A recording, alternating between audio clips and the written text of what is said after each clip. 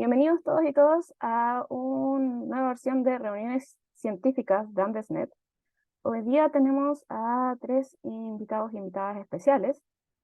Vamos a partir nuestra presentación hoy con Sergio Ruiz, que nos va a hablar un poco de Faulting and Earthquake Cycles, Tania Villaseñor del grupo de Landscape and Seascapes y Verónica Olivero de Magmatic Drivers of Eruption. Nuestro primer invitado es el profesor Sergio Ruiz de la Universidad de Chile, ¿cierto? Quien nos va a presentar un poquitito acerca de su trabajo. Sergio, si quieres compartir.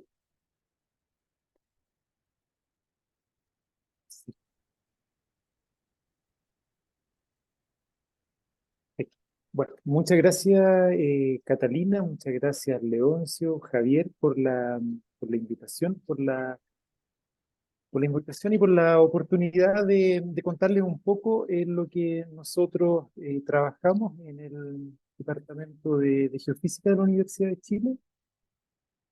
Antes se escucha y se ve bien, ¿cierto? Sí, Sergio, se escucha y se ve bien, no hay problema. Ya, súper, ya. Entonces, se continúa. Lo hacemos principalmente, ahí yo coloqué un título un poco tal vez creativo, investigación multidisciplinaria sobre terremotos. Tratamos sobre todo de entender el proceso que genera los terremotos y desde su origen hasta sus manifestaciones más, más asociadas al peligro sísmico, cómo se mueve el terreno y cómo esto puede causar algún problema en la estructura. Entonces vamos desde lo que en sismología llamamos como la fuente, incluso un poquito más atrás de qué es lo que genera y por qué se producen los terremotos, hasta la parte más aplicada. Así que hay una diversidad de temas que yo les voy a contar muy brevemente en lo que trabajamos, pero si por favor alguien tiene alguna pregunta, me la hace a mí o se la hace al grupo que trabaja. Y el grupo con el que nosotros trabajamos es principalmente formado por estudiantes, gente joven, que yo aquí la he colocado su nombre y son ellos realmente los que tienen la idea y desarrollan todo el trabajo que aquí yo solo voy a hacer un poco de contarles nomás lo que hacemos. El grupo actual más activo, de alguna forma, está formado por Javier Ojeda, Keren Azúa, Rogelio Torres, Germán Schwartz, Cristian Flores, José Bustos, Miguel Sáez, que están haciendo hoy su doctorado, Carolina Gutiérrez, María de los Ángeles Méndez, Mauro Navarrete, Miguel Martens, Blanca Simes, y también un grupo que terminó su doctorado hace, relativamente poco, Bertrand Potán, Leonardo Cabrera y José González Alfaro. Y un par de colegas ya que hace poco y continuamos trabajando, y por eso yo los menciono: Efraín Rivera, Francisco Araya y Carlos Herrera. Todos nosotros estamos trabajando de forma muy colaborativa, tratando también de ser muy generosos, tratando de ser creativos en los problemas que resolvemos.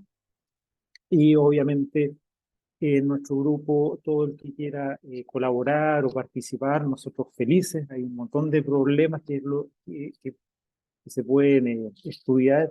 eh, Así que felices de nosotros, de esta oportunidad de contarles lo que hacemos, y si alguien quiere colaborar con nosotros felices y de incorporarse aún más felices. Yo coloqué ahí a los que hacen todo el trabajo, los pilares de este grupo, y yo le coloqué al final, y realmente el objetivo es que esto crezca y mi nombre ojalá termine desapareciendo y los más jóvenes lideren y puedan responder bien y entender bien por qué tiembla tanto en Chile. Si Chile tiembla un montón en este trabajo que hizo Bertrand Potán, que estudió todo el catálogo del centro sismológico, que hizo toda una relocalización utilizando un modelo de tomografía 3D. Uno encuentra que el centro sismológico ha localizado y ha identificado más de 100.000 eventos en los últimos 20 años, con más de 1 millón de fases P, es decir, hay más de 1 millón de sismogramas. Eso significa que hay muchísimas cosas de las que podemos estudiar, muchos temas, problemas científicos que podemos plantear, y realmente necesitamos una comunidad bien cohesionada para poder realmente trabajar en todos estos datos, que son muchos, y los datos del centro afortunadamente son públicos, así que no hay problema, solo lo único que tenemos que hacer es tener imaginación y deseos de trabajar y resolver problemas relacionados con los terremotos que nos, obviamente nos conducen a todos los que nos toca vivir acá en Chile, que tiembla a cada rato por este fenómeno de la subducción, que es, que es la gran pregunta, que después tiene muchas otras preguntas que uno puede ir resolviendo. Y bueno, es la subducción entre Nazca y Sudamérica, pero voy a mostrar un slide que no nos debemos olvidar también que hay una subducción entre Antártica y Sudamérica. Pero es un fenómeno bien particular que genera mucha sismicidad y otros problemas que, claro, en esta idea también multidisciplinaria de este proyecto de Z4D también está ayudando a que tengamos una mirada más general de este problema de la subducción. ¿Cómo nosotros tratamos de entender este problema iniciante relacionado con los terremotos? Bueno, es a partir del dato de instrumentación geofísica y a pesar de que tratamos, obviamente, de esto también va evolucionando, ahora está muy de moda y probablemente va a ser una herramienta muy importante los datos que se obtengan a partir de fibra óptica, con lo cual nosotros también tratamos de ir colaborando. Lo que yo voy aquí mostrar es quizás la parte de datos geofísicos asociados a la sismología y a la geodesia más clásicos, que son los que se obtienen de los sismógrafos, de la antena GPS y también las imágenes que se pueden tomar con el celular. Entonces son en general series de tiempo, como son los sismógrafos, que uno llama los sismogramas, que hoy en día registran en tiempo continuo también los datos de GPS, GNSS, hoy en día registran en tiempo continuo, pasa de sampleo de un segundo, así que uno tiene una cantidad gigante de datos que hay que tratarlas con las herramientas más modernas que hoy en día son relacionadas con inteligencia artificial y técnicas de ingeniería de datos. Tratamos de usar todos los datos disponibles, generalmente como es bien focalizado en nuestro grupo a la sismología, con los datos que se obtienen del centro sismológico, pero también tenemos algunas pocas, son muy pocas estaciones que nosotros podemos distribuir cuando planteamos o alguno de los que participa alguna pregunta científica que se quiera resolver. Por ejemplo, hemos tratado de entender cómo es la cuña estenosférica, y para eso hacemos una distribución de estaciones, o ver si algunas fallas superficiales son activas, entonces necesita una densidad mayor, y para eso hay que ir a instalar estaciones. Generalmente lo ha liderado Bertrand Potán con distintos colegas del grupo o alguien externo que quiera participar, porque bueno, como ven, hay ahí también una parte muy entretenida de trabajo, que es instalarlas y instalarlas lo más profundo para que tengan el menor ruido, podamos capturar mejor las imágenes asociadas a las ondas sísmicas que viajan desde los terremotos. ¿Ya? Y con eso nosotros tenemos esto, que son ahí una serie de minutos, y uno obtiene sismograma. El lunes que afectó al teniente, estaba cerca de esta estación, se ve la primera llegada era una P, después tenía una S, y después tenía una fase que está asociada a la corteza. Por eso uno puede conocer la estructura, y también en estos sismogramas, a pesar de que ahí en estos minutos se ve una señal grande, dentro y el más pequeñito hay mucha más sismicidad porque tiembla acá muchísimo, y todo eso, como les decía, uno también lo puede estudiar, y como son tan chicos y hay tantos datos, hay que asociarse a herramientas que uno pueda ir automatizando. La otra parte importante de los datos es el sismograma, que son los datos de GNSS que nos permiten, entre otras cosas, una mirada más global del ciclo sísmico. Esto es una estación de GPS instalada en Valparaíso, donde uno puede ver ahí cómo se mueve la antena hacia el este y hacia el oeste. Se pueden ver las pendientes que están asociadas con la velocidad intersísmica, pero también estos saltos que están asociados a los terremotos, que se ven bien abruptos. Los terremotos estamos acostumbrados a que sean una sacudida, pero que hemos observado que esa sacudida muchas veces no comienza en forma abrupta, sino que tiene una fase previa que se conoce como una fase de nucleación o un terremoto lento. En particular, acá en la imagen de cómo se movió Valparaíso para el terremoto de Valparaíso en 2017, el 14 de abril, un 6,9 que generó este salto importante de la antena, muy rápido, un par de segundos, pero que tuvo un terremoto lento que se observó durante unos 3 días antes. Eso ya lo habíamos observado también para el terremoto de Iquique, y porque conocer terremoto de Iquique también, que fue el 1 de abril, tuvo un par de semanas antes, incluso más tiempo, una fase lenta, un terremoto lento que lo antecedió. Eso abre muchas eh, líneas de investigación asociadas a cómo nosotros podemos anticipar la ocurrencia de los grandes terremotos. Y además nos obliga a los terremotos a colocarles apellidos, los terremotos, como los conocemos, las sacudidas, tenemos que comenzar a llamarlos como terremotos rápidos, terremotos normales, terremotos ordinarios, y están estos que se mueven más lento, que son los terremotos lentos y que hemos comenzado a observar en la subducción chilena, que se han observado ya hace rato también en otras subducciones del mundo.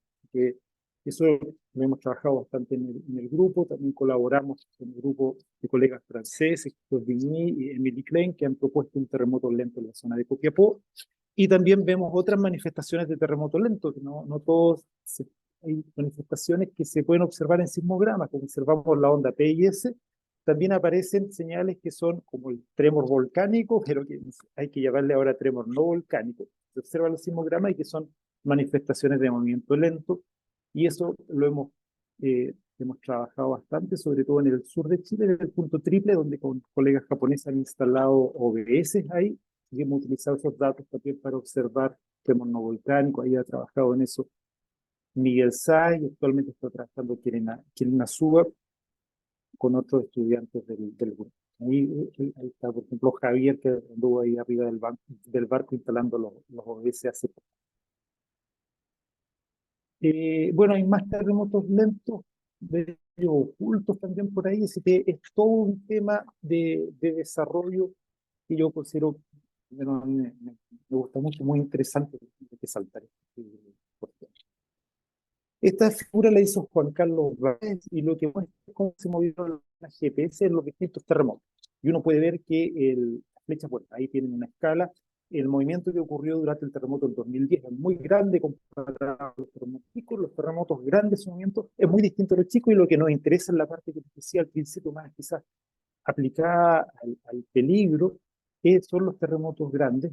Y los terremotos grandes son extremadamente complejas su ruptura. Aquí hay una figura que hizo Hermann Schwarz, que muestra cómo se movieron los instrumentos GPS durante el terremoto del Maule. Entonces, quiero que se fijen en una estación GPS, que es la que está en San Javier, que es donde estoy apuntando con el mouse. Ven que hace una vuelta hacia abajo, después hacia arriba. Eso muestra el movimiento de la primera aspereza que se genera durante el terremoto del 2010, y después tiene un movimiento muy rápido hacia el oeste. Otra vez, va hacia abajo, va hacia arriba, y después. Eso muestra que hubo una aspereza, para en una barrera y después se activa otra ruptura. O sea, hay una complejidad muy grande, y sobre todo se observa en los terremotos grandes, y eso es una de las cosas que en el grupo hemos tratado de trabajar, estudiando la ruptura misma de los terremotos, que en sismología a veces se llama la fuente sísmica, de, de los últimos 10, que han ocurrido en los últimos 10 años, y bueno, y también los que hemos podido, y hay datos que son un poquito más antiguos. Como les mencionaba, nos interesa también todo lo relacionado con las fallas activas corticales, porque eso tiene un peligro muy importante. La falla San Ramón hemos colaborado bastante, sobre todo por un proyecto que lideró por mucho tiempo Giambattista Mirati, a Gabriel Easton. Ahí se estudió la sismicidad con técnicas modernas de inteligencia artificial para tener una imagen de cómo la estructura de la falla, y también en paralelo, sobre todo liderado por el colega César Pastén, se ha estudiado cómo es la geometría de la cuenca de Santiago. Entonces, en esta figura, que es el video que se está moviendo ahí, lo que hicimos fue imaginar que ocurre un terremoto magnitud 6 en la falla de San Ramón, y como conocemos la cuenca, propagamos las ondas en esta cuenca, el trabajo que hizo Fabián Ortilla o por César Pastén. Y lo que uno ve acá, si se fijan, si logro explicar, lo primero que va a lo azul son las ondas P, después los más luminosos, más fuertes, la onda S, y después comienzan a haber una serie de rebotes. Esas son la onda P y S, que rebotan en las distintas estructuras, se suman constructivamente y generan ondas superficiales, y todo eso, todo ese movimiento, uno lo logra como proponer para un terremoto, y eso se puede tomar para tener claramente cuál sería el movimiento de un terremoto, por ejemplo, de la falla de San Ramón, y hacer después del peligro otras cosas más aplicadas. Hemos trabajado un montón también en esto, en acelerogramas artificiales, pero voy a saltarla en el tiempo.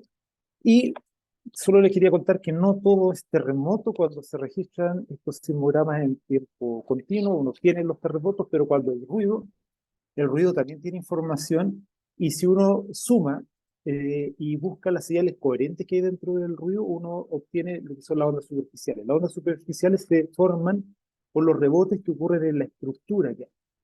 Y conocer la estructura es muy importante. Lo hicimos para la cuenca de Santiago, para poder después hacer ese modelo numérico en código de diferencias finitas. Y también lo hemos hecho en la península, en la bahía en la cuenca de Mejillones, con los datos de ruido sísmico. Tomamos las ondas superficiales, que son producto sobre todo del oleaje.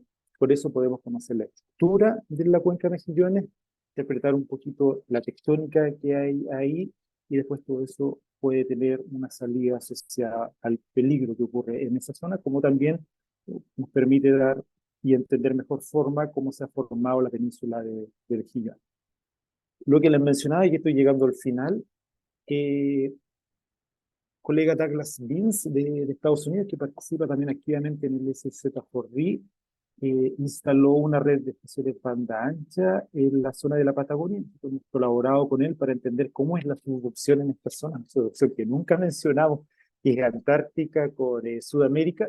Y bueno, la verdad que hay sismicidad, hay poca, que pareciera que es algo muy parecido a la subducción de Cascadia, donde la tasa de sismicidad es bastante baja, pero tiembla menos, pero, pero tiembla, y resultados del trabajo que hemos hecho con Jean Baptiste, que aportó mucho él, una persona maravillosa, y bueno, los estudiantes actualmente que él en Azúa, y también con Francisco Paz. Por último, eh, los datos geofísicos permiten entender bien lo que son los terremotos, así que también estamos comenzando a trabajar en volcanes, con imágenes satelitales, con datos GPS y con señales, que llamamos sismológicas, que son lo que se ven en los sismogramas, que son en este caso los tremors, que son tienen la misma peculiaridad que los tremors no volcánicos y están asociados a movimientos más viscosos. Eso lo estamos haciendo con los colegas y los estudiantes que nombró ahí. Y por último, quisiéramos también empezar a desarrollar un poco la criosismología, que es los señales que se producen sísmicas cuando hay fracturamiento de hielo. Ya esto es gracias a una colaboración de Edgardo Casanova, que es un estudiante de la Universidad Magallanes, que se acercó a hablar con nosotros, especialmente con Leoncio Cabrera, y nosotros, bueno, nos planteó el problema y felices de poder ayudarlo, porque eh, él está trabajando en el glaciar Perito Moreno, que se va quebrando en su parte, no sé los términos exactos aún, pero como en la punta, que es todo este frente que está acá, y que acá Leoncio lo discretizó, y cada puntito rojo es cada vez que un trozo de hielo cae. Esa caída genera estos sismogramas en una estación que está instalada por acá, y en estos sismogramas uno ve lo que ya he mencionado, ondas superficiales, pero en algunos también se ven ondas PIs. Así que con eso, con las técnicas de la sismología, uno también puede caracterizar esto, ¿ya? Así que, bueno, eso sería, pero eran 13 minutos, me dijeron, espero eh, haberme mantenido en el tiempo. Traté de hablar lo más rápido que puedo, así que no sé si se entendió, pero si alguna cosa llamó la atención, esperaría. Después al final, yo con gusto me pueden preguntar o me contactan a mí o a alguno eh, de las personas que salen ahí en esta lista, ¿ya? Entonces, bueno, muchas gracias de nuevo por la oportunidad. Gracias, Catalina. Muchas gracias, Sergio, por contarnos acerca de todo lo que están trabajando con el equipo. Yo creo que es bastante interesante.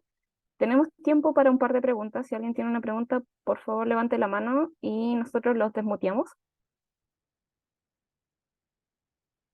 Así que pueden levantar la mano con reacciones o a través del video, por si acaso.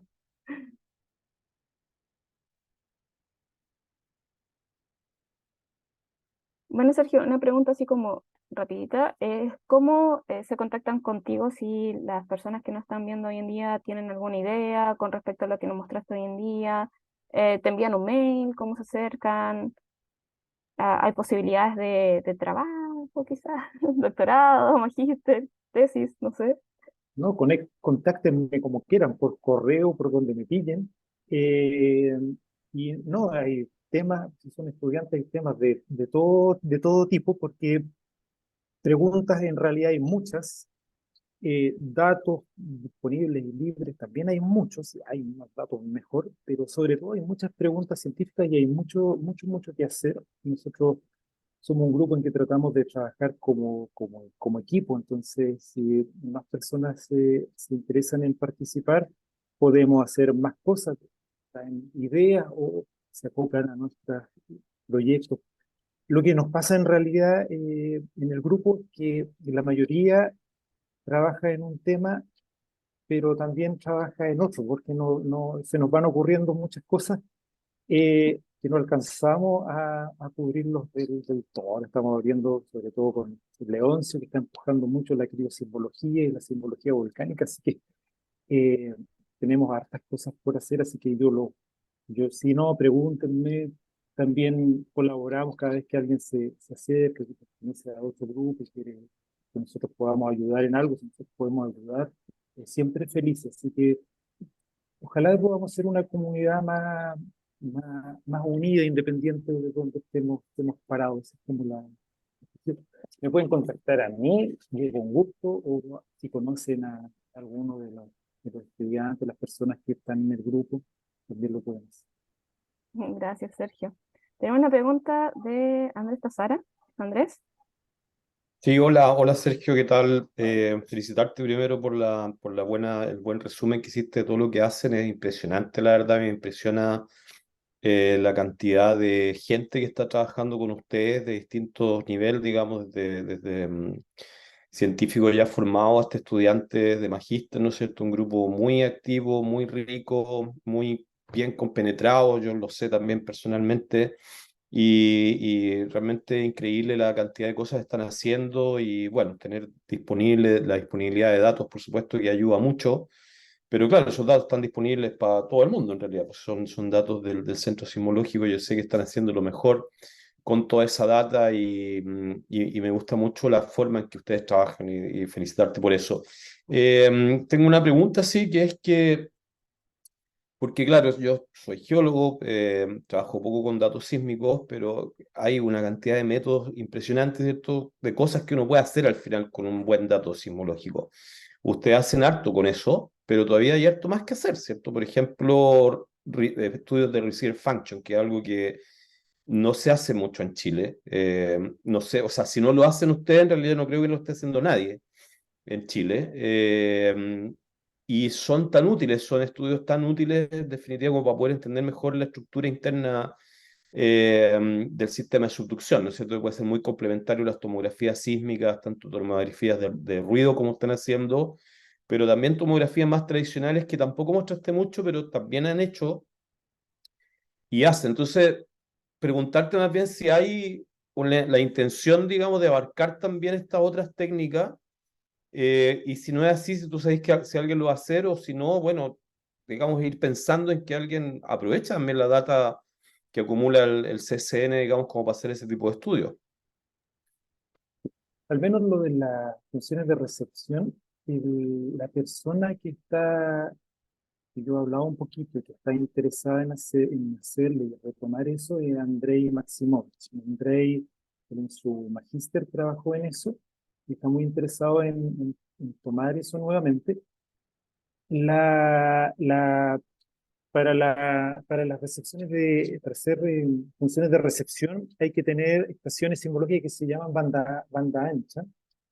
Y idealmente, una de las cosas interesantes es ver cómo va la estructura debajo de los Andes. Y el problema que tenemos general con los datos sismológicos es que no llegan muy lejos del frente, muy cerca de la cordillera.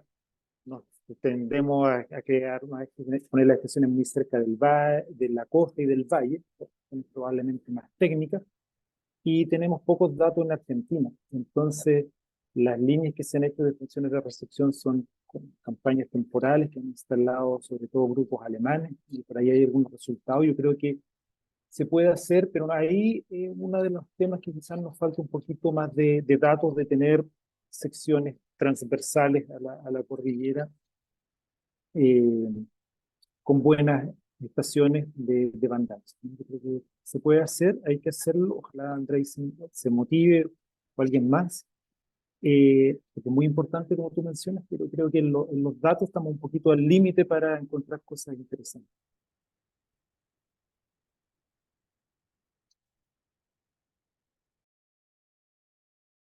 Muchas gracias, Sergio, por tu presentación, por la respuesta. Si alguien tiene más dudas, puede preguntar al final de todas las charlas o dejar escrita la pregunta en el chat y luego se les va a contestar. O, bueno, si ya se le ocurrió una pregunta mañana, pueden enviarla a Sergio libremente, como él dijo, está bastante dispuesto a trabajar con todas las personas.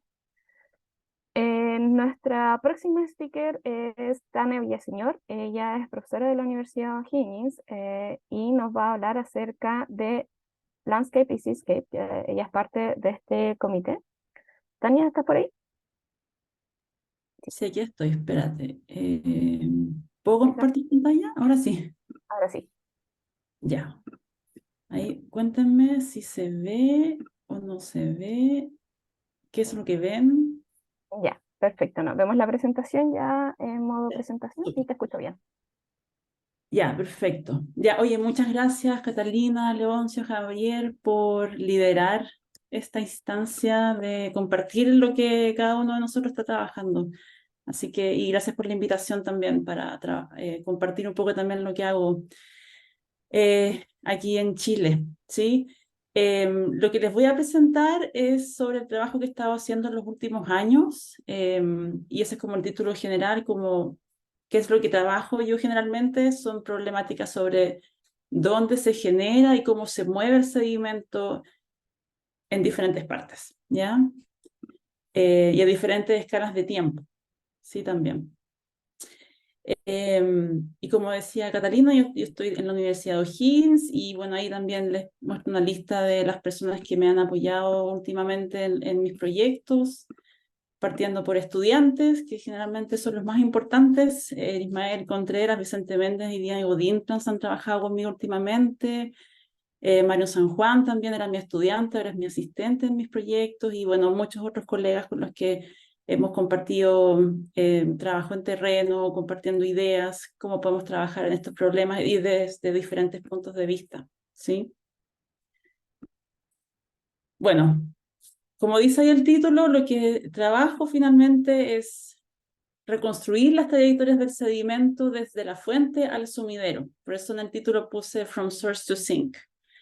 Y este diagrama a mí me gusta porque muestra diferentes procesos que ocurren en el continente, ¿sí? Procesos de erosión, meteorización, remociones en masa, las glaciaciones, ¿cierto? Ese material que se genera entonces en las partes altas de las cuencas se transporta, parte de ese material puede quedar atrapado en el continente por diferentes escalas de tiempo, por poco tiempo, por mucho tiempo.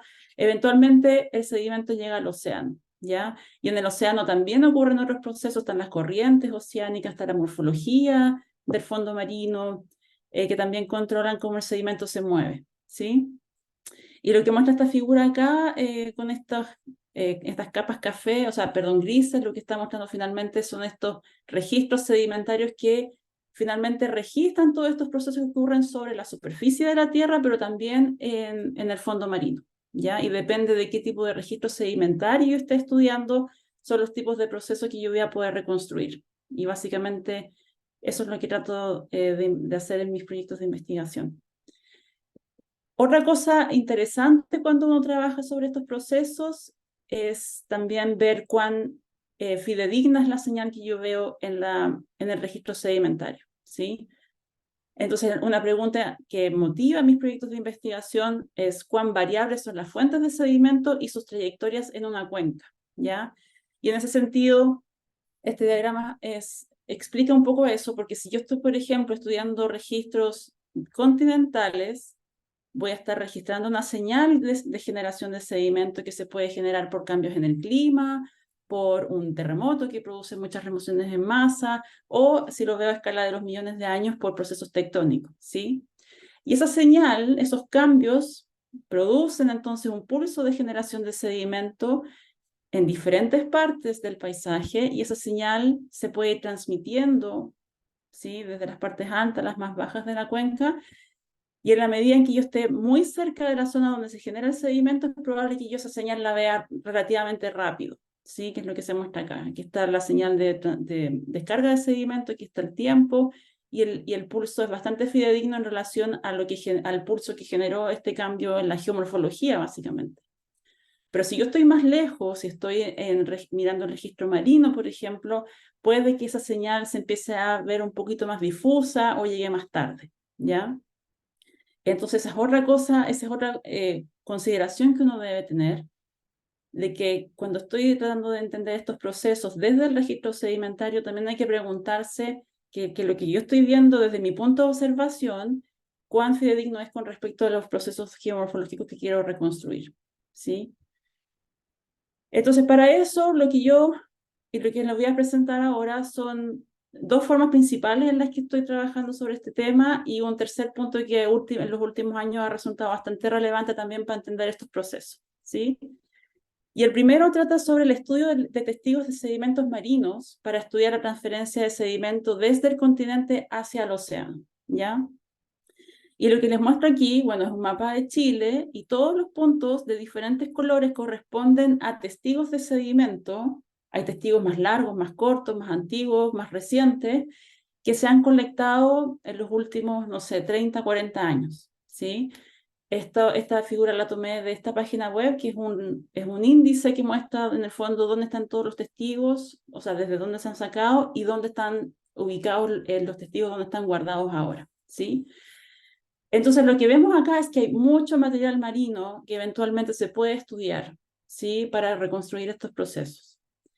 En particular, lo que yo hice hace pocos años atrás es trabajar con, y eso les voy a contar rápidamente, es trabajar con un testigo de sedimento en Patagonia, este testigo del Ocean Drilling Project, que se tomó en la década de los 90. Yo recuperé varias muestras de ese testigo, y en este caso la pregunta de investigación era reconstruir procesos de erosión glaciar, ¿sí? A escala de varios ciclos glaciares, y cómo ese material, bueno, dónde se generaba y cómo se movilizaba hacia el océano, ¿sí? Y lo interesante de estos ambientes es que, claro, los glaciares, y lo que se muestra aquí es una línea blanca que delimita cómo habría sido la extensión del hielo en Patagonia durante el último máximo glaciar, es que son cuerpos muy masivos que producen mucho material, entonces el material se mueve rápidamente hacia el océano, ¿sí? Es una forma muy eficiente de estar erodando las cordilleras. Y es material muy fino, además. Es material tamaño limo y arcilla, entonces requiere poca energía para moverse desde su fuente hacia el lugar donde se acumula. Y eso es lo que se refleja un poco en la figura que está aquí a la izquierda, ¿cierto? Que muestra la fuente, el sumidero, y en general los tamaños más gruesos, tipo arena, o más gruesos aún, como son de mayor tamaño, requieren más energía para movilizarse. Por lo tanto, lo que se esquematiza acá es que quedan almacenados en diferentes partes del camino, ¿sí? Mientras que el sedimento más fino, el limo, la arcilla, se mueve generalmente en suspensión y llega rápidamente. Entonces, si quiero reconstruir esta señal de procesos de erosión en el continente, yo me he enfocado principalmente en el sedimento más fino, porque en el fondo esa señal llega de forma más rápida y la puedo ver en el fondo un poco tiempo real desde el registro marino en este caso, ¿sí? Y bueno, ¿qué es lo que hice en este testigo? Aquí está la estratigrafía, ¿cierto? Entonces, puro limo y arcilla, con algunas intercalaciones más gruesas, y que registran desde el Pleistoceno medio hasta el Holoceno. Entonces, son varios ciclos glaciares. Y aquí en este caso hago estudios de proveniencia de sedimento, es decir, estudio alguna propiedad de la composición del sedimento, que puede ser la geoquímica, puede ser la composición isotópica, puede ser la mineralogía, y lo comparo con la misma propiedad en las rocas, ¿sí?, del continente, y ahí es una especie de comparación. En la composición del sedimento busco, en el fondo, en el continente, a qué roca se parece más, básicamente, ¿sí? Y en base a eso se puede reconstruir qué partes del continente producen más sedimento y un poco las trayectorias de ese material. Bueno, aquí les voy a resumir súper rápido el resultado final de este estudio. Esto ya lo publiqué en Basin Research hace un tiempo atrás, así que pueden consultar el paper si quieren ver más detalles de cómo se hizo, pero aquí se juntó la interpretación de cómo es la estratigrafía y qué es lo que información me entrega en términos de los procesos que ocurren en el fondo marino, en términos de transporte de sedimento, con la composición del sedimento. Entonces aquí, bueno, es fácil de ver que la mitad hacia abajo del testigo tiene muchas intercalaciones de material más grueso, mientras que la mitad hacia arriba tiene mucho fino, casi nada de grueso. Y eso ya me dice de que la forma en que el sedimento se ha acumulado en ese punto durante todos estos miles de años ha cambiado, ¿sí? Y eso si lo asocio con la composición del sedimento, entonces me llevó a proponer un modelo en que puedo decir que durante un periodo de tiempo, la erosión del material de la cordillera patagónica básicamente se ha concentrado en este sector que está marcado con rojo acá, y que el material rápidamente se mueve así de forma masiva hacia el océano y se acumula, ¿sí? con flujos de relativamente alta energía. Mientras que después, en la mitad superior del testigo, la estratigrafía es muy diferente, lo que dice que entonces ya no llegan estos flujos de mucha energía a ese punto, que es este punto que está aquí, el verde, sino que ya el sedimento llega de una forma más indirecta, entonces eso habla que la trayectoria del sedimento cambió, y además la composición del sedimento cambió, que es lo que se ve aquí en estos diagramas de isótopos de estroncio y neodimio, que es lo que usé para determinar la proveniencia. Entonces eso además me entrega información de que hay otras partes de la cordillera patagónica que se estuvieron erodando durante ese periodo, que probablemente tengan que ver con una reconfiguración de cómo fluyen los glaciares durante ese periodo, y que el material ahora llega hacia otro punto de la costa, y ese material se mueve de forma distinta hacia este punto de donde yo estoy haciendo la observación. ¿Sí? Entonces, con esto yo puedo entender la evolución del paisaje, en este caso en particular del Patagonia Norte, a escalas de varios ciclos glaciares, ¿cierto? Porque es lo que me permite el registro sedimentario, ¿ya? Entonces ahí hay una limitación entre el tipo de registro sedimentario que estudio y la escala de tiempo en la cual yo puedo entender estos procesos, ¿sí? Entonces, bueno, eso es lo que aprendimos en Patagonia. Después de esto, la siguiente pregunta es, ¿qué pasa con los sistemas fluviales modernos? ¿Sí? La misma pregunta, ¿dónde se produce el sedimento? ¿Cuáles son sus trayectorias? ¿Cómo se mueve? ¿Ya? Y aquí les voy a mostrar un poco el trabajo que he estado haciendo en la cuenca del río Maipo, que he estado aquí muestreando el sedimento que se mueve en el río y de nuevo el material fino, entonces estoy trabajando con el material que se mueve en suspensión. Y la cuenca del río Maipo la he estado estudiando desde el año 2019, ¿ya? ¿Y qué es lo que he hecho desde ese tiempo? He estado muestreando diferentes puntos del río, desde la cordillera hasta la desembocadura. Entonces aquí se muestran con estos triángulos que están distribuidos en la parte media y baja, y aquí hay unos puntitos bien chiquititos porque también he estado muestreando los tributarios principales del río Maipo Alto, ¿sí? Y el muestreo se hace durante el periodo de mayor descarga, es decir, durante primavera y verano, que es cuando, para la gente que vive en Santiago, es cuando el río, al menos en Cajón del Maipo, se ve más turbio, con más caudal, porque ese es el momento en que se transporta el sedimento.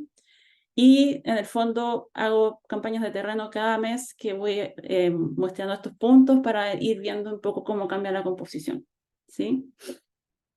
Algo interesante de la cuenca del río Maipo Alto, que son los resultados que les voy a mostrar a continuación, es que hay harta gente trabajando en esta cuenca, ¿sí? Mirando diferentes aspectos y en particular lo que está pasando con los glaciares, porque los glaciares son los que aportan la mayor cantidad de agua durante el verano, ¿sí?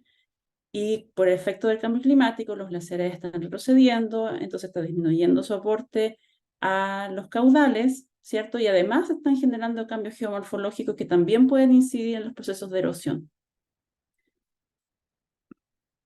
Y bueno, ya lo que ha pasado en este periodo de tiempo en que he estado trabajando en esta cuenca, monitoreando la cuenca, es que, bueno, yo creo que muchos recordamos el evento de lluvia de enero del 2021, ¿sí? Que fue una tormenta muy intensa que produjo en algunos lugares precipitación acumulada de hasta 100 milímetros, una tormenta de verano con isoterma alta, es decir, que cayó agua, lluvia en lugares altos de la cordillera, y eso produjo, bueno, aumentos del caudal, y bueno, aquí en Santiago también hubo problemas con la turbidez del agua, muchos sedimentos se empezó a mover y muchas remociones en masa, ¿sí? Entonces el sistema reaccionó rápidamente a este evento de lluvia, este evento extraordinario, y lo que yo hice fue al día siguiente del evento de lluvia es salir a tomar muestras al río, solamente a 3 puntos, a la parte más baja del Cajón del Maipo, que son los puntos que puede acceder porque estaba todo cortado, porque en el fondo si es que el sistema se estaba comportando distinto, probablemente el sedimento que se estaba moviendo venía de otros lugares o tenía otra composición, ¿sí? Entonces ahí con este evento en el fondo me empecé a dar cuenta del valor que tiene monitorear una cuenca por periodos de tiempo relativamente largos, ¿sí? Este muestreo sistemático que en el fondo consume harto tiempo, finalmente sirve para crear una especie de línea base de cómo se comporta la cuenca, y cuando ocurren eventos como este, uno tiene algo contra qué compararlo, ¿sí? Entonces, aquí también estoy usando isótopos de estroncio y neodimio para hacer proveniencia. En el fondo este es un método que funciona harto aquí en Chile. Yo también estoy tratando de usar geoquímica, en particular elementos traza, para ver si puedo ver la proveniencia, básicamente porque es más barato hacer geoquímica y uno puede procesar más muestras con el mismo presupuesto. Pero por ahora estoy trabajando en este sistema de estroncio y neodimio, porque además hay una base de datos bastante buena de la composición de estroncio y neodimio de las rocas que afloran en la cuenca del Maipo, ¿sí? Que es lo que está aquí, una base de datos que preparó uno de mis estudiantes hace un tiempo atrás. Entonces tengo también con qué comparar la composición del sedimento contra la composición de las rocas, ¿sí? Además de ir a colectar muestras justo después del evento de lluvia, compilamos con otra estudiante reportes de remociones en masa durante esos días, para ver entonces localizar puntos donde se estaba produciendo mucho material. Y ahí el resultado principal es este, ¿sí? Lo que está, los puntos, los diferentes colores indican los diferentes tributarios de la cuenca del río Maipo, ¿sí? Los puntos, o sea, los círculos representan el monitoreo en épocas normales, ¿sí? Sin eventos de lluvia, y los rombos corresponden a la composición del sedimento que se colectó justo después del evento. Y la composición cambió, ¿sí? Y lo que se ve acá es que generalmente, que son estos círculos acá, la composición del sedimento que se mueve en la parte alta de la cuenca, al menos, está dominada por, o se parece mucho a la composición de las rocas volcánicas cuaternarias, ¿sí? Que están en las partes más altas de la cuenca del río Maipo. Aquí está el volcán San José, por acá está el volcán Maipo. Mientras que, bueno, una combinación de las rocas volcánicas cuaternarias y un poquito de aporte de rocas mesozoicas. Sí, que también son las rocas que afloran en las partes más altas, donde están las mayores pendientes. Entonces, en ese sentido, el resultado no es sorprendente, ¿sí? El sedimento y estos procesos de movilización de materiales generalmente se producen en estas zonas, ¿sí? Y además que aquí es donde están los glaciares, que producen también mucho material. Y la composición de las muestras que se tomaron al día siguiente del evento tiene una composición muy distinta, que es más cercana a la composición de la formación abanico, farillones, ¿cierto?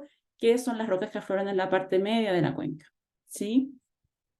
Entonces cambió el sistema se comportó muy distinto. Si comparamos estos resultados con la ubicación de donde ocurrieron las remociones en masa durante ese evento, que son todos estos círculos, triángulos y rombos que están acá, se generaron muchos flujos de detrito y muchos flujos de lodos en la parte media, ¿sí? Entonces eso explicaría en el fondo la generación de mucho material, que ese material llegó al río, fue el que básicamente produjo la turbidez, y el que le dio la composición al sedimento que se colectó, ¿sí? Y además, esta foto es una foto satelital del 2 de febrero del 2021, muestra que cayó mucha nieve, ¿sí? Alrededor de los 3.300, 3.500 metros, lo que también implica que se reduce la escorrentía superficial y también en los glaciares, y como que se congela un poco el sistema que generalmente está produciendo sedimento en la cuenca, ¿sí?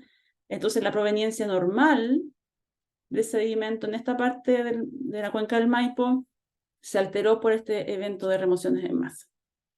A lo que no muestro aquí, pero que sí hicimos, que volvimos a mostrar en marzo del 2021 a ver qué había pasado, qué pasaba ahora con la composición del sedimento, y la composición del sedimento de marzo volvió a tener esta característica normal.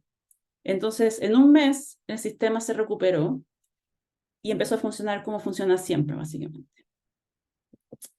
Entonces, algunas ideas sobre lo que mostré recién es que las remociones en masa promovieron cambios en los procesos de generación de la cuenca, que el sistema se recuperó rápidamente, y eso puede ser porque todo el material que se generó por las remociones en masa se movió rápidamente cuenca abajo, o por acción antropogénica, porque esta es una zona donde hay muchos caminos, vive mucha gente, entonces se limpiaron rápidamente los caminos y probablemente hubo movilización de material también para evitar que siguiera bloqueando o estando muy cerca de los ríos.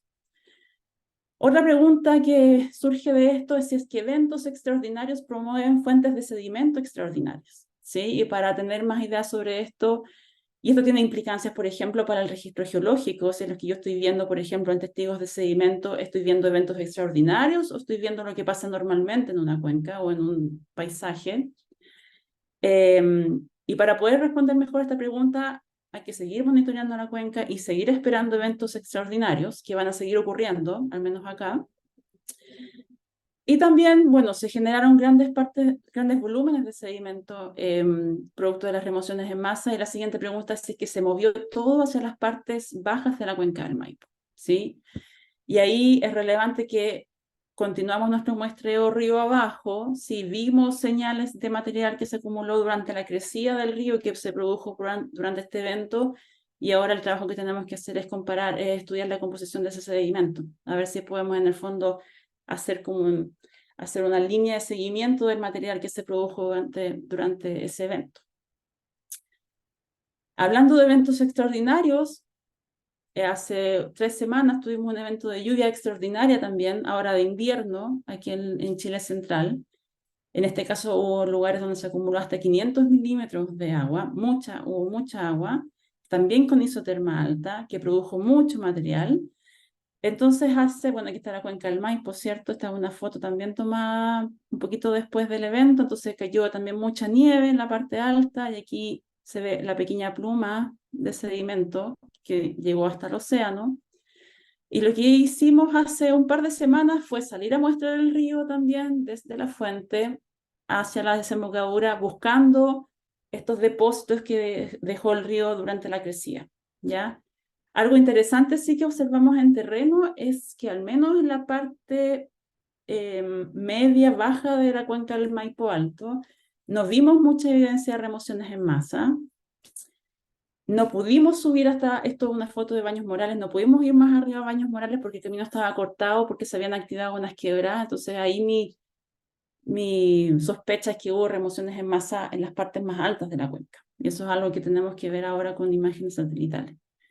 Y también estudiar aquí la composición de estas muestras de sedimento que se movilizaron durante este evento, así que ahí también estoy, si a alguien le interesa, si hay estudiantes que les pueda interesar trabajar en esto, es muy bienvenido, porque necesitamos gente para trabajar aquí. Bueno, y el tercer punto que les quería comentar también, y que es algo que le he estado tomando el peso cada vez más durante estos años trabajando en el río Maipo principalmente, es la conexión con las comunidades, ¿sí?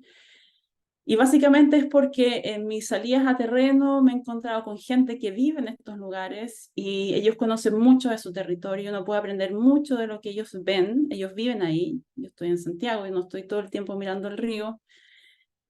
Conocen la historia, sí, hay mucha traspaso de información oral sobre lo que se ve, lo que no se ve, las cosas que pasan en el paisaje.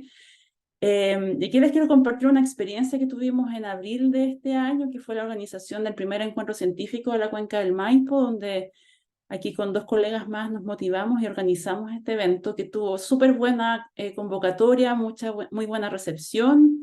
Ahí se ven todas las organizaciones que fueron parte de este encuentro, que fue todo voluntario. Todas las personas que fueron ahí en el fondo estaban interesadas en esta instancia para compartir entre todas las personas y organizaciones que trabajan en la cuenca del Maipo.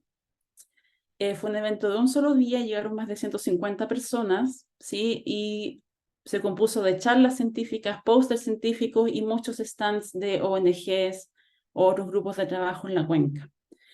Y esto nos dio la idea de tal vez generar una red científica, al menos para la cuenca del Maipo, porque vimos que había mucho interés y muchas personas con ganas de compartir lo que hacen y lo que saben, ¿sí? Y también a través de estas conexiones con las comunidades también me he encontrado con personas que ahora me ayudan a colectar muestras. Entonces, por ejemplo, para el evento de lluvia de hace 3 semanas atrás, hubo personas que viven en la cuenca del Maipo que fueron al río y colectaron muestras por mí, del evento mismo. Y eso también se aprecia mucho, de que a uno lo apoyen. También está súper activo en la cuenca del Maipo la organización de voluntarios por el agua. Yo participo un poco de eso también, que están monitoreando también diferentes partes de la parte alta de la cuenca. Este es un proyecto de ciencia ciudadana. Y también en la desembocadura hay aliados. Está la Fundación Ojos de Mar, que también tienen mucho interés en colaborar con científicos, con conocer lo que estamos haciendo. Ellos también conocen mucho de ese lugar. También pueden aportar a los proyectos, y yo pienso que en el contexto de lo que estamos pensando para las próximas décadas, creo que es importante generar esos lazos con la comunidad e involucrarlos también en los proyectos. Y con eso termino. Muchas gracias. Y ahí dejo mi correo por si alguien quiere escribirme después. Muchas gracias, Tania.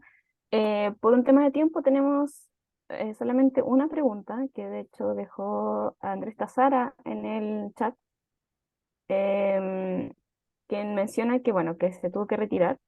Y la pregunta es si han podido identificar en los testigos marinos alguna evidencia de paleoterremotos, especialmente sísmicas, producto del movimiento fuerte local. Sí, esa es una súper buena pregunta. Hay un proyecto donde sacamos unos testigos. En ese proyecto está Rodrigo Fernández liderándolo. También hay alrededor en el Patagonia Norte, digamos, porque entre Chiloé y el Punto Triple básicamente se sacaron esos testigos, y aparecen muchos registros de turbiditas, ¿sí? Las turbiditas son unos depósitos sedimentarios que se producen por el deslizamiento de mucho material por el talud, ¿sí? Son lugares de alta pendiente en el fondo marino.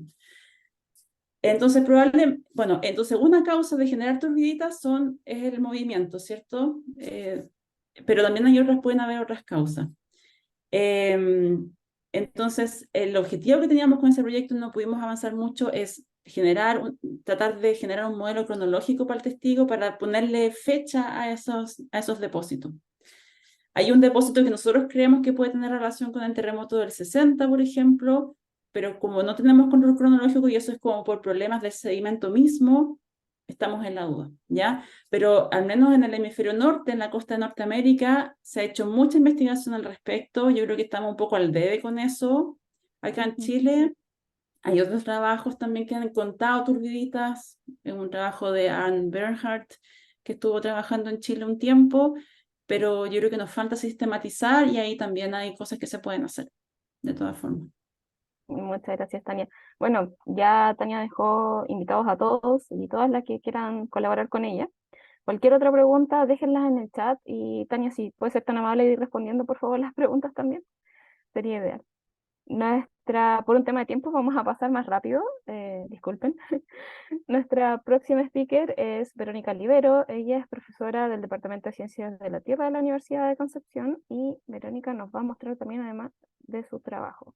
Verónica, ¿puedes compartir pantalla ahora?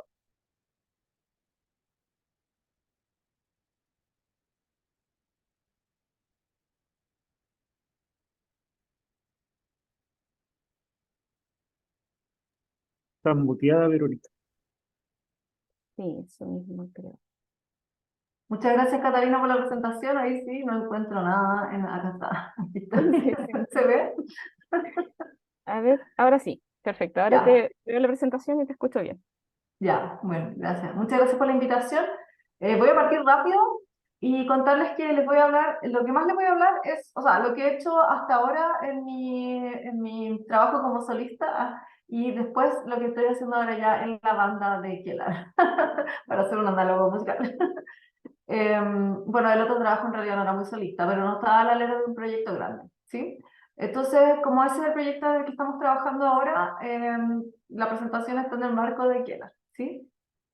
Bueno, mis áreas de trabajo, yo soy, no tengo como una definición clara, pero trabajo como entre petrología, geoquímica, tectónica, ¿sí? Y hasta ahora había estado trabajando en el antearco andino, más que nada en los arcos fósiles y en su evolución magmática y evolución tectónica. Lo que me interesaba saber es cómo habían sido los Andes hasta antes de ahora. Y ahora me interesan los Andes como son ahora también, porque trabajo en el arco andino, ¿ya? Básicamente estoy divulgando todas las herramientas que he adquirido en mi experiencia como investigadora para establecer condiciones productivas, estudiar el magmatismo máfico y también incorporar parte de los saberes locales en este estudio.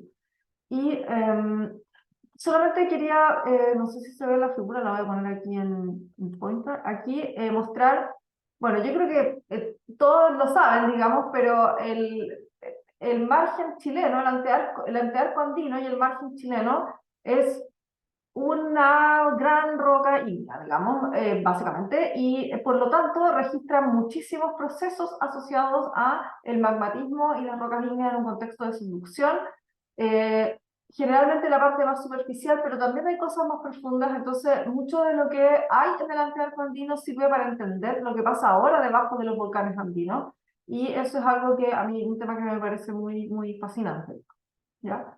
Bien, acá les muestro un poco el esquema de cómo está planteado el proyecto Kelar. ¿Y por qué estoy hablando de este? Porque está muy ligado al Magmatic Drivers of Eruptions y al riesgo que estas erupciones tienen, ¿ya? Pero parte desde los sistemas bastante profundos, de la deformación a escala regional, la tectónica regional, para dar origen a las erupciones magmáticas y volcánicas, perdón, y define entonces 5 líneas de investigación. Yo trabajo particularmente en las líneas 1 y 2, perdón, las líneas 1 y 2, buscando los procesos profundos, sobre todo en el registro del arco andino más bien antiguo, relaciones entre los volcanes y los plutones, composición de la corteza inferior, cómo se emplazan distintos, cómo la herencia estructural permite que los volcanes se emplacen, un montón de temas distintos y bien como pequeños o locales que pueden hacer el marco general.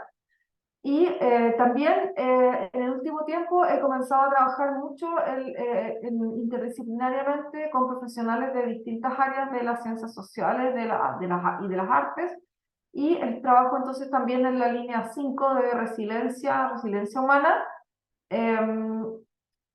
aproximando un poco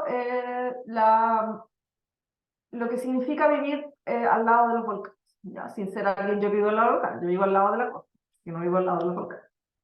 Bien, voy a mostrarle muy brevemente, si puedo, lo que he estudiado, lo que estudié durante más o menos una década, que tiene que ver con la evolución litosférica del margen andino, que yo pensé que con eso iba a quedar todo resuelto y me surgieron muchas más preguntas más, así que voy a preguntarle solo cosas que dan paso a otras preguntas. La evolución litosférica del margen andino entre el Carbonífero y el Jurásico, es decir, 200 millones de años de evolución litosférica del margen andino. La hemos estudiado a través del registro magmático, del registro geológico, la petrología y sobre todo la geoquímica de rocas ígneas. Eso es en lo que yo más he trabajado. Acá están las zonas donde se ha muestrado, esto está actualizado hasta el 2022, yo creo que ahora, 2021, perdón, yo creo que habrá cambiado, donde hay registros de rocas que nosotros hemos estado estudiando de este periodo, ¿ya? Datos, ¿sí? No hay muchos datos para lo grande que es, lo vasto que es este lugar, pero por lo menos con esos datos se puede hacer, ¿ya? Bueno, esto brevemente eran los modelos que existían hasta ahora, que planteaban que el margen andino no siempre fue un margen de subducción, Eso es como una discusión que todavía está abierta, pero generalmente los datos químicos y petrológicos indican que el magmatismo solo se podría haber generado por subducción. Entonces, además, puede ser que tengamos 200 millones de años, no, 300 millones de años de un margen continuo en subducción. Los modelos globales de cinemática de placas también dicen lo mismo ahora, pero bueno, hay que comprobarlo. Ya. Solo aquí mostrarles que este es el tipo de datos con el que yo trabajo a partir de rocas volcánicas recolectadas en terreno, principalmente rocas volcánicas y plutónicas. En este caso del carbonífero son casi solo rocas volcánicas plutónicas, hay muy pocas rocas volcánicas del carbonífero en Chile. Tomamos distintos tipos de diagramas químicos y determinamos algunas condiciones, y para el carbonífero está establecido que era un margen de subducción muy similar a los Andes centrales de ahora, ¿sí? También la geoquímica indica que era similar a los Andes centrales porque estaba muy cerca del magmatismo o de la señal isotópica de la corteza. En el caso del Pérmico hay algo muy interesante en el margen andino chileno, durante el Pérmico, es decir, entre los 250 y los 200, perdón, entre los 200, entre los 300 y 250 millones de años, se produjo una cosa muy similar a una gran provincia ígnea, silícica, que son formaciones geológicas muy enigmáticas en el sentido de que no se conoce bien su origen, pero normalmente no están relacionadas a la subducción, sino más bien son intraplanas, ¿ya? Son magmatismo probablemente producido por un calentamiento del manto litosférico anormal que podría generar este magmatismo y que básicamente funde la corteza y vuelve a generar grandes cantidades de magmatismo riolítico, es decir, muy diferenciado, con una señal muy de corteza. Y eso es lo que hay acá, que se llama la provincia del Choilló, quizás a algunos aquí no le hace mucho, no reconocen eso, pero esta es una provincia silicia muy grande, de una duración de 40 millones de años, que generó bastantes granitos, pero que aún así generó un magmatismo que es distinto a las típicas slips, ¿ya? Y podría haber sido entonces, podríamos hacer que tuviéramos acá una gran provincia magmática asociada a una subducción muy riolítica, pero es difícil establecer su origen, ¿sí? También se piensa que puede haber sido porque se produjo un rompimiento de la placa que estaba subductando, y eso generó una anomalía que es la que lleva a este magmatismo de gran vicio cortical. También puede haber ocurrido un colapso del orógeno que se formó en el carbonífero, ¿ya? También este es un magmatismo que tiene mucha señal de corteza, pero es menos evolucionado, al menos isotópicamente, que el magmatismo previo, ¿ya? Y eso es una contradicción con todo lo que le estaba diciendo antes. Pero bueno, así es. Después está el magmatismo del Triásico, que también aquí está toda la parte geoquímica que se ha hecho, y que siempre hubo la duda si era algo de subducción o no. Bueno, los datos dicen que es un magmatismo muy asociado a la subducción, pero aquí ya estamos en un sistema en el que el aporte de la corteza debe haber sido mucho menor, y por lo tanto estamos generando un estiramiento de la litosfera sudamericana, aun cuando estaba en una subducción, y por lo tanto se está generando lo que se conoce como un margen en retroceso. Y puede haber varios millones de años de un margen en retroceso que a su vez genera señales químicas y petrológicas un poco diferentes. Ese es el artículo en el que estamos trabajando ahora, y lo vamos a mandar luego, en que encontramos evidencias de magmatismo en márgenes en retroceso, que es algo que no ha sido muy documentado en la literatura, ¿ya? Este margen en retroceso genera entonces cuencas extensionales que son de Rift. Aquí están los estudios de Mauricio Espinosa, pero que son cuencas de rift pero asociadas a subducción, y que se producirían entonces en estos márgenes de retroceso cuando esta placa que está subductando bajo la otra se mueve mucho más lento, y por lo tanto la fosa migra hacia el interior hacia el océano, en este caso Pantalaza, y no hacia el continente. No hay esta migración, no está la migración de esta erosión por subducción, ni estos procesos que se van comiendo el margen, sino todo lo contrario. El margen debería estar creciendo un poco hacia el océano, y genera este magmatismo diferente y estas cuencas de rift asociadas a subducción. Y finalmente en el Jurásico, de entre los 200 y los 150 o 100 millones de años, de hecho más o menos 100 millones de años, este magmatismo, este contexto extensional se consolida y tenemos una evolución litosférica general en la que el continente sudamericano, en el margen, ha ido perdiendo corteza y litósfera y ha ido aumentando su componente mantélico, es decir, se está formando por cosas más bien juveniles, magmatismo más bien juvenil. ¿Ya? Eso lo demuestra la petrología, o sea, incluso a nivel bien básico de ver cuáles son las composiciones petrográficas de la roca, uno va al terreno y dice, bueno, esto es un granito, esto es una granodiorita, esto es una riolita, y al compilar toda esa información a lo largo del margen andino tenemos que efectivamente ha ido disminuyendo, esto se ve acá, ha ido disminuyendo la componente de rocas que indicarían que tenemos un gran aporte de la corteza, eso se condice con lo que se ve en proxies magmáticos más específicos y que el inicio de la subducción andina, que está fijada en el límite Triásico-Jurásico, en realidad no es un cambio muy significativo en términos de las señales, pero sí en el componente del manto, ¿ya? De hecho, la primera etapa de la subducción andina es un tipo de magmatismo bastante más mágico que lo normal, para un arco continental, ¿ya? Es más bien como un arco volcánico.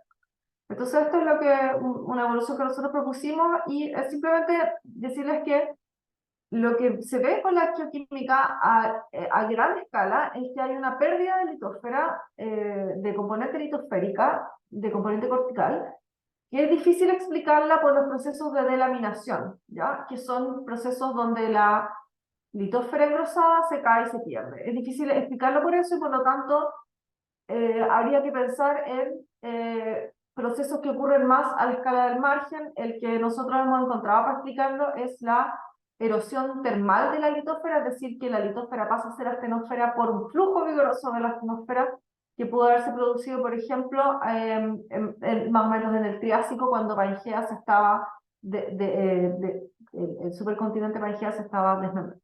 ¿Ya? Eso es entonces un poco lo que yo he estado haciendo en los últimos años, un trabajo de varios años, de varias localidades pequeñas en las que hemos estado llegando más o menos a estas conclusiones. Y ahora paso a lo más reciente, que son las condiciones productivas, que es un trabajo que por lo menos desde mi punto de vista, no de lo que se hace en las Andes centrales, digamos, es bastante reciente, ¿ya? Lo que decidimos hacer, dado que el Instituto Keller es un instituto de riesgo volcánico, es centrar todo el trabajo petrológico y geoquímico en las condiciones preeruptivas y cómo podríamos generar erupciones, ¿ya? Y para eso estamos haciendo un estudio petrológico y geoquímico exploratorio en 4 volcanes, el Guayapiri, Locoputuncu, San Pedro y Láscar. Son 4 volcanes que son riesgosos, o sea, representan un peligro para una población o una infraestructura que está cercana y por lo tanto es importante conocer sus erupciones. Las recurrencias de los volcanes de las ondas centrales no están tan bien determinadas, las queremos aproximar de distintas maneras, no solo el registro geológico, también el registro paleomineralógico, en los lagos puede ser, o a través de sus depósitos principalmente de caída, muestreando y buscando sus depósitos de caída, para reconstruir básicamente esto, el sistema de las tuberías que está debajo de los volcanes, los distintos niveles de donde los magmas se acumulan y sobre todo las perturbaciones de estos distintos niveles que terminan en una erupción. Y lo estamos viendo a través de texturas de los minerales para entender cómo funcionan dentro de las cámaras magmáticas, de inclusiones fundidas en los minerales también, para poder conocer los magmas que ya tienen erupciones, su contenido de volátiles, su estado de oxidación, distintos aspectos. Pero no sé qué pasa. Ay, perdón. Y me falta ahí una diapositiva que no se ve, que era sobre la química mineral, ¿ya? No sé qué pasó ahí, sobre la química mineral. De los minerales que se vienen desde la profundidad, pero que se estancan en distintos niveles de la corteza, sobre todo en la corteza superior, y van evolucionando junto con el magma para luego gatillar una erupción. Y acá otro aspecto que estamos viendo, perdón, voy a volver atrás, porque lo que no podemos ver aquí, sobre todo en los Andes centrales, es la fuente del magma. Eso no lo tenemos, es muy difícil encontrarlo, y porque es básicamente el manto o la corteza muy inferior. Entonces, una de las aproximaciones que podemos tener a este magma, que es el que va ascender para dar origen a los estratovolcanes, pero también ascender para perturbar a los estratovolcanes y generar una erupción, es el magmatismo máfico, este que viene del manto. Y para eso también estamos estudiando el volcanismo máfico en volcanes monogenéticos. Estamos en 3 volcanes monogenéticos andesítico-basálticos de la zona de los Andes Central, y también uno en la zona, en 2 en los Andes del Sur. Aquí básicamente para poder entender cómo es este magmatismo más mantélico, más cercano al manto, y cuánto se demora en ascender, cuando logra llegar sin quedarse en un estratovolcano, sin estancarse. Vemos acá, esta es la composición de las rocas andesíticas, ya sabes, de las rocas volcánicas, y estos son las composiciones, si ven, mucho más básicas de los volcanes monogenéticos. Este es el ejemplo del Cerro Verde. Y aquí lo que vemos son, en el caso de Cerro Verde, de que es un mar, pero más general para todos los estratovolcanes, o sea, todos los volcanes monogenéticos, vemos los minerales para tratar de determinar las tasas de ascenso, la cantidad de tiempo que se demoraron en ascender y la composición del magma más en equilibrio con el manto, ¿ya? Y la otra cosa que queremos ver es reconstruir de cierta manera los sistemas freáticos antiguos, cuando vemos que las explosiones de estos monogenéticos han sido con un cierto componente freático, ¿ya? Y finalmente, les quiero contar sobre un proyecto que está en este que yo les decía, la línea 5 de resiliencia. Este es un proyecto FONDAR en el que yo soy co-investigadora, un FONDAR de investigación interdisciplinaria, y se llama Rocas Brújulas, y es polifonías bioculturales. Estas cosas siempre tienen nombres bien complejos para mí. Ya, se llama polifonías bioculturales del hábitat del paisaje volcánico. Y lo que quiere decir es que, en el fondo, las personas que habitan, las comunidades que habitan los volcanes, tienen relaciones cercanas con los volcanes, más allá de creer que es un edificio que puede hacer una erupción. Este ejemplo de esta foto me gusta bastante porque aquí hay un arriero que está terminando sus veranadas en el volcán Antuco, y está retornando sus animales hacia Antuco, hacia la parte más baja. Y acá hay una lava del volcán Antuco que tiene 17.000 años, si no me recuerdo, y no me equivoco. Y este arriero ha pasado 40 años de su vida por ahí y conoce perfectamente esa lava, y también este pliegue que está acá, y lo usa como punto de referencia, sabe cuánta es la distancia que le queda, y para él eso no es una lava, es un conjunto de rocas que es su punto de referencia, su lugar donde puede parar o no, y ese conocimiento que tiene sobre esa zona es tanto o más válido en nuestra propuesta de investigación, como decir esa lava es una roca andesítica, es una roca basáltica de 7.000 años de edad, que la erupción se genera a tanta profundidad y por tal o cual mecanismo, ¿sí? Y que es necesario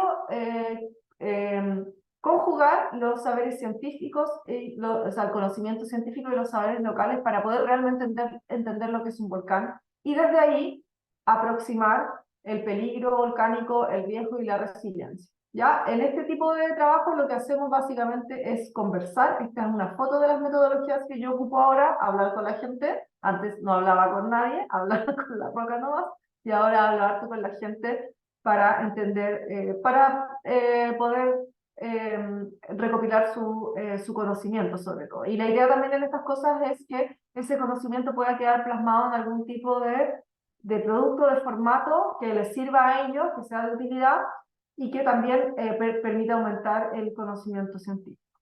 Y eso, gracias. Muchas gracias, Verónica. ¿Tenemos tiempo para una pregunta antes de pasar a las discusiones? Si tienen alguna pregunta, pueden levantar la mano virtual, la mano real, o escribirla en el chat.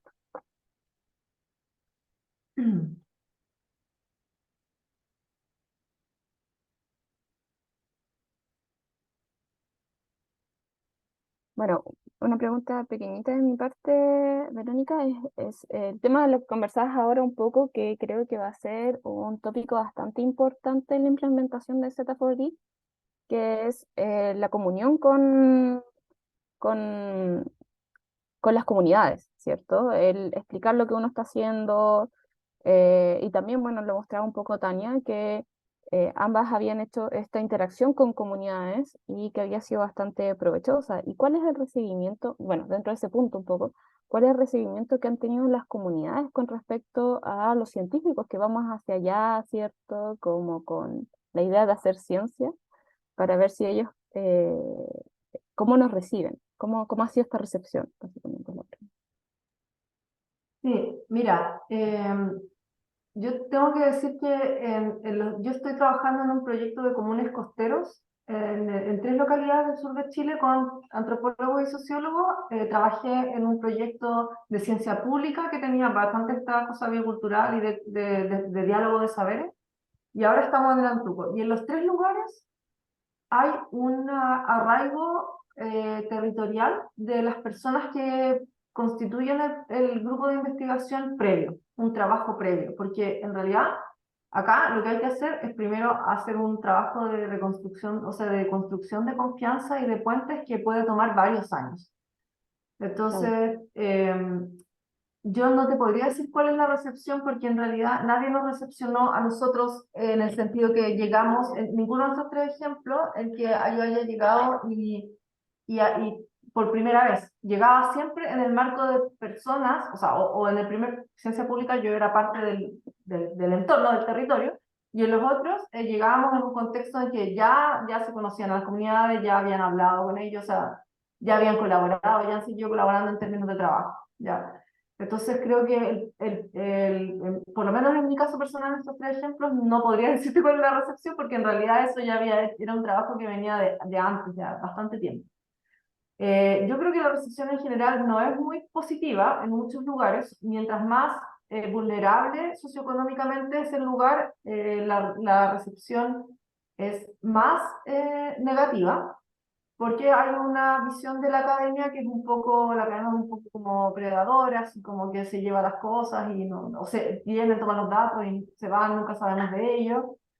Y yo creo que eso se puede revertir estableciendo mecanismos de trabajo y de colaboración. Es decir, eh, yo creo que es razonable que a la gente de las comunidades no les interese saber, por ejemplo, en el caso de un volcán, cuál es el peligro, cuál es el riesgo, cuál es el que viene del manto, que no sé qué, no sé cuánto, pero sí necesitan cosas concretas dentro de su comunidad, que el apoyo y la asesoría de un grupo de científicos, especialmente de geocientíficos, les ayuda.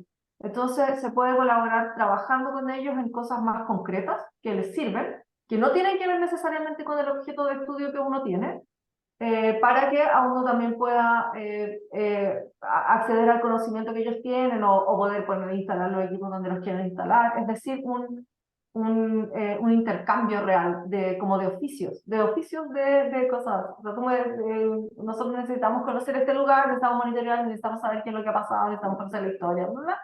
Y nosotros a su vez tenemos un montón de conocimientos que podemos aplicar en esta comunidad si lo necesitan. Y eso ha sido una aproximación que para nosotros ha sido buena. Pero pienso que llegar, o sea, que acercarse para tratar de transmitir un conocimiento y decir que ese conocimiento que te están transmitiendo es súper importante que lo conozcan, no, quizás no va a funcionar en algunos casos. Claro, ya se entiende. Muchas gracias, Verónica, por tu opinión.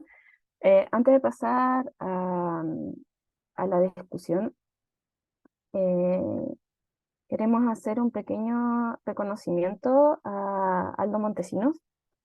Aldo Montesinos era profesor de geofísica de la Universidad de Concepción, falleció hace bastante poco tiempo, lamentablemente algo que ninguno de nosotros nos esperábamos.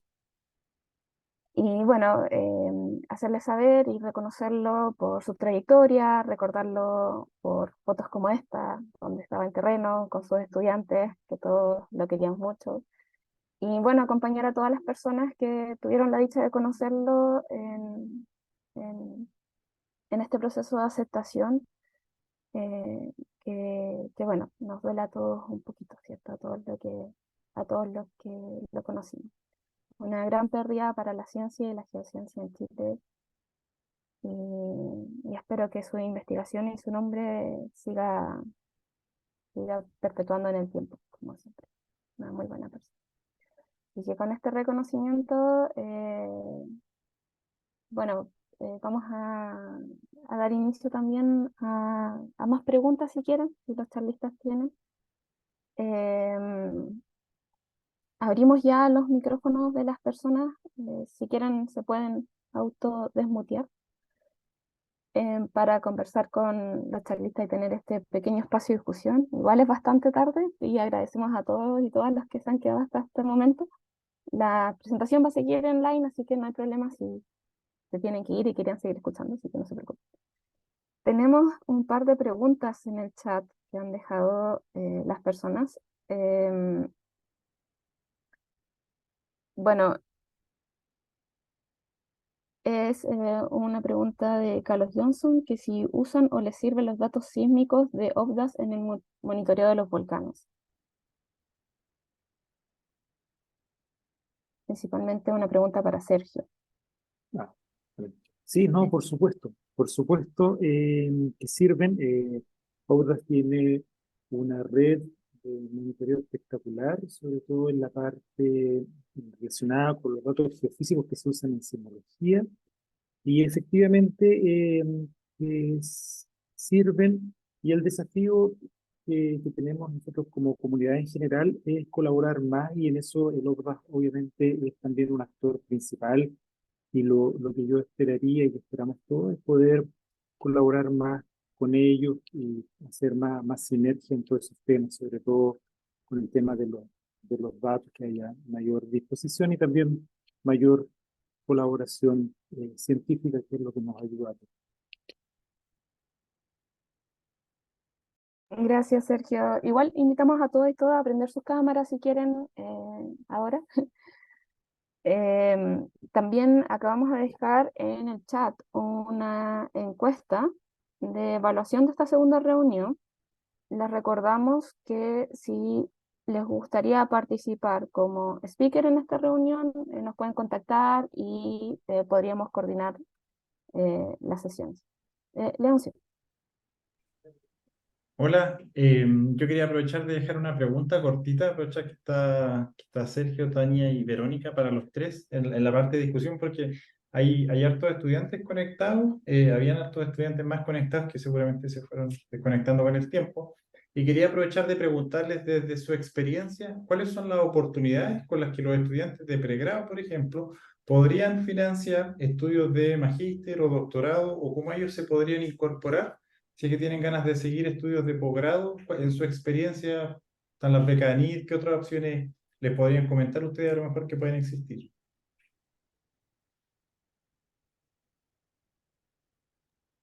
Para los tres. Bueno, yo puedo partir comentando. Tú te refieres a becas internacionales, ¿cierto? O sea, estudiar en el extranjero. En general, o en Chile, si quieren trabajar con ustedes, por ejemplo, en la misma universidad donde ustedes están. Bueno, aquí en Chile, o sea, hay hartos programas de magíster.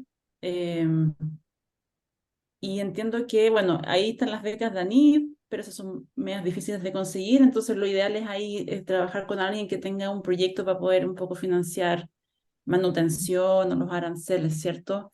Que eso es como puede ser como la piedra de tope para hacer un magíster o no. Y en el caso internacional, bueno, aparte de las becas Chile, mi experiencia, pero eso ya es a nivel de doctorado en Estados Unidos, es que también hay hartas posibilidades de que internamente dentro de las universidades se financien los estudiantes. Y así fue como yo hice la mitad de mi doctorado, lo hice así como siendo ayudante de clases, y con eso me becaban el arancel y recibía mi sueldo. Así, y eso ya es comunicación directa con los profesores, o los profesores tienen proyectos y ellos te pagan todo, pero allí hay muchas más opciones, es cosa de contactar a los profesores con una buena carta de presentación. Cuando uno viene de Chile, en el mundo de la geociencia, eso siempre es atractivo porque venimos de los Andes, que es como un lugar espectacular para trabajar, entonces siempre tenemos buena experiencia y, y en verdad como creo que lo que yo siempre he escuchado, que como que tienen buena impresión en el fondo del trabajo que hacemos nosotros afuera. Así que ahí no, yo creo que solamente una forma, o sea, es buscar alguien que te interese, con quien te interese trabajar y contactarlo.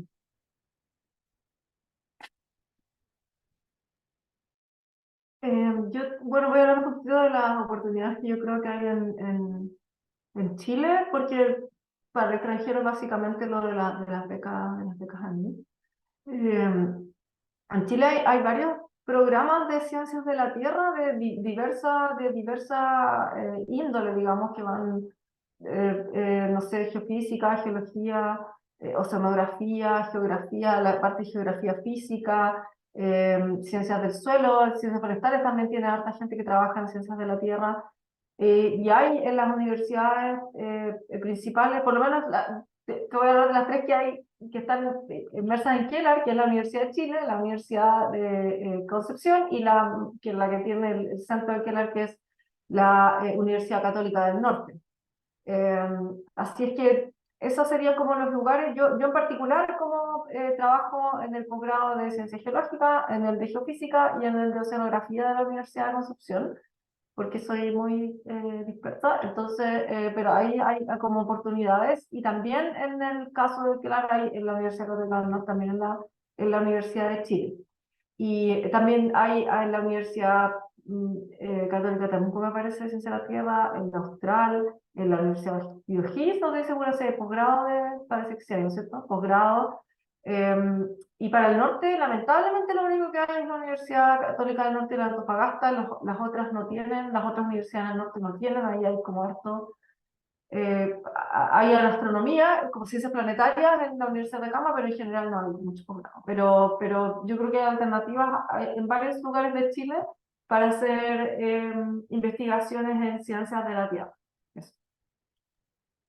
Yo se puedo complementar nomás muy brevemente, quisiera transmitir que sí, efectivamente, el tema de becas en Chile es complejo, nunca ha sido algo que los gobiernos lo hayan enfrentado correctamente, así que el porcentaje de estudiantes interesados en tener becas es mucho mayor que el que los tiene. Sin embargo, yo quisiera transmitir que en mi experiencia, en general, salvo pequeñas excepciones, porque todos tienen situaciones familiares diferentes, quien quiere hacer un estudio de investigación y ir por el lado de hacer estudios de posgrado, de alguna u otra forma se consiguen algún tipo de financiamiento.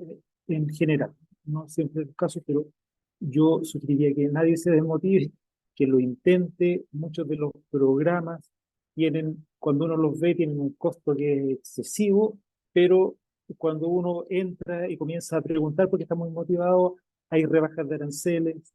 Muchas veces la gran parte de los académicos, hay proyectos muy grandes, el Verónica menciona el Instituto Milenio, pero también hay otros proyectos más pequeñitos que permiten también ir complementando y que muchos de los estudiantes hayan podido desarrollar lo que quieren. Así que yo lo que les quisiera transmitir es que los que están motivados lo intenten, pregunten y así se van a comenzar a abrir la opción. Buenísimo, gracias. Por tus recomendaciones de todos y todas para nuestros estudiantes futuros. Bertrand, ¿tienes una pregunta? Puedes desmutearte sola. Ujú.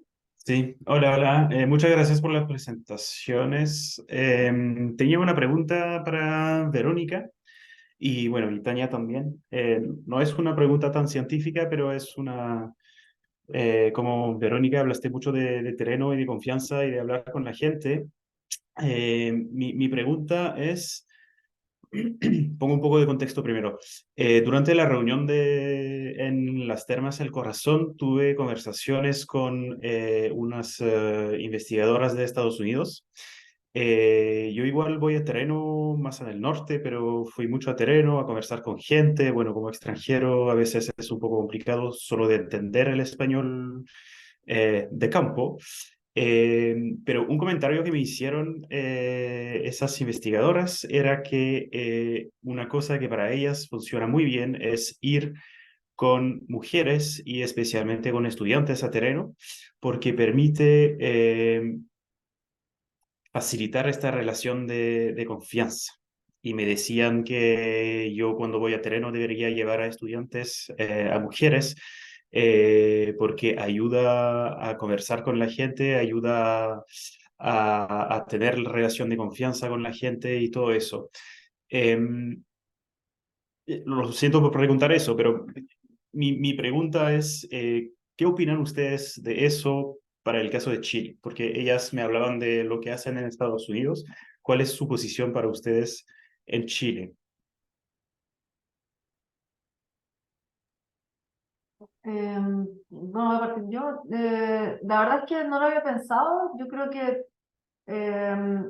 a ver, en todos estos proyectos que yo he hablado, que son interdisciplinarios y que tienen que ver un poco con la co-creación de conocimiento y todo eso, son liderados por mujeres, ¿sí? A mí me parece que todo este tema de los diálogos de saberes, el cuidado, porque el cuidado viene, el cuidado de las cosas, que es también el cuidado del territorio, el cuidado de las comunidades, todo eso es algo que viene como científicamente desde los estudios feministas, ¿ya? Entonces, hay como hay una conexión no natural, pero socialmente mediada de las mujeres con este tipo de temas, ¿ya? Pero yo no creo que todas las mujeres sean así, entonces yo creo que solo llevar mujeres por llevar mujeres no sé si sirve. Pero es probable, yo creo que es altamente probable que en grupos de investigación donde haya mujeres haya interés por trabajar con las comunidades. Que podría nacer más naturalmente, aunque está condicionado socialmente, más naturalmente este tema, y eso sí podría facilitar las cosas. Pero yo no creo que todas las mujeres sean así, digamos, y llevar mujeres por llevar Ah, mujeres no va a funcionar, digamos. Pero sí claro. creo que es importante involucrar más mujeres en los equipos de investigación, darle validar o escuchar mejor lo que tienen que decir respecto de cómo se debe tratar a las comunidades dentro de las investigaciones, cómo uno se puede relacionar. Eso sí que creo que es muy importante. ¿Mm? Eso. Sí, la conversación, o sea, el punto que me decían es solo el punto operacional en terreno de facilitar la conversación en terreno con las comunidades o con la gente. Eso era el punto, me sorprendió mucho, es algo que nunca había pensado realmente por tontera, básicamente, y es ese punto realmente que me llamó la atención.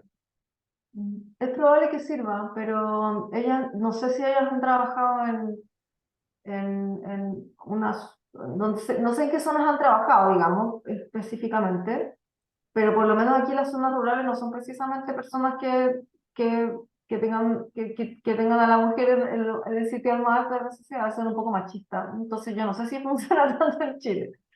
De hecho, yo vengo llegando a un terreno en que yo era la líder, éramos tres mujeres y un hombre, y todo el mundo me daba dando instrucciones de lo que tenía que hacer, en la zona rural, digamos. Así que no sé si funciona tanto, pero yo creo que sí puede ser una buena aproximación. De todas maneras, si es solamente instrumental llevar a una mujer por llevar a una mujer para que pueda hablar con la gente, no va a funcionar. En el largo plazo es insostenible.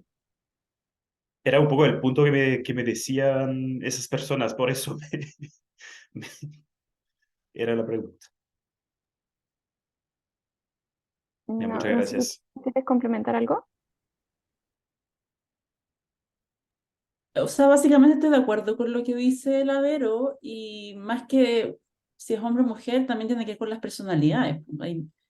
No todas las mujeres son buenas para meter conversa y hay hombres que también pueden establecer buenas relaciones con la gente así de forma casual, sobre todo considerando el aspecto machista, que a veces más en el campo le van a hablar primero al hombre y después a una, ¿cierto?